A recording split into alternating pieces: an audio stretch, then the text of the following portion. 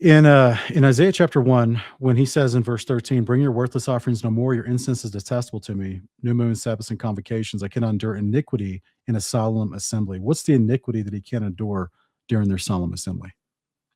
I'm not sure. Are you aware if you're aware of particular iniquities, that'd be great. I would just Yeah. initially, I would say just iniquity in general.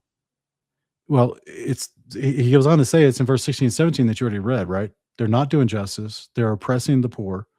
They're not defending the fatherless. They're not pleading the case of the widow. These are Yeah. all found Uni within his law.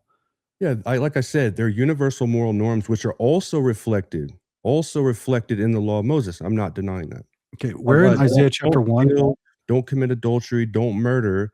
These are universal moral norms that we explicitly see also reflected in the law of Moses. I just don't wanna make that it's a category error to say that the law of Moses equals, the law of God. Res Respectfully, I'm trying to ask these questions because I believe, like, you've just made up a category to call it an error, because there is no wording in Isaiah 1 or anywhere in the law of God saying, "Oh, by the way, some of these things we're instructing you are also just universal moral norms."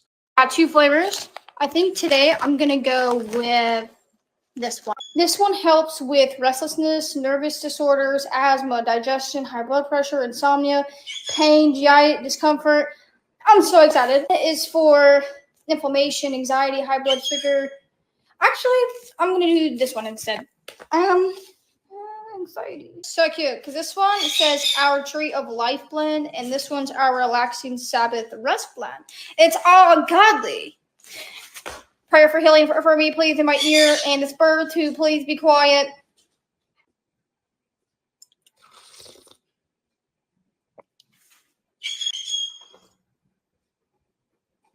They were not playing. No joke, this is actually really good. I'm shocked, and I don't even like tea. This is literally blessed by Yeshua. Can I get an amen, sweet Pete? I pray. In Isaiah 1, where does it say, "By the way, I hate these feasts. I want you to do these universal moral norms, not my law"? Is there anything like that? Because that's what you're begging. Well, no, I'm not. I'm not. Well, so I have to extract meaning from the text. No, some of these things are not I'm here. explicitly laid out. But what I'm saying, I'll give you an example. Okay, could we ever imagine God saying, let's imagine, so God does say explicitly, he says, I'm tired of your, I'm full of your burnt offerings. I have no delight in these sacrifices.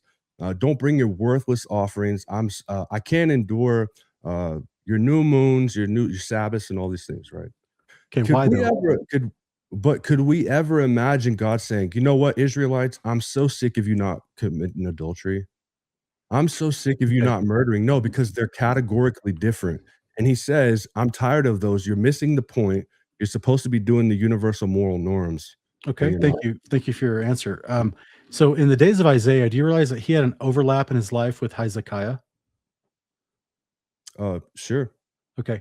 And then in Hezekiah in Second Chronicles chapter 30 gave one of the largest Passovers, which was considered a revival event that God blessed, healed Mhm. people at the Passover, and then, it kind of silently endorsed them doing the Passover for an additional 7 days than was prescribed in the law.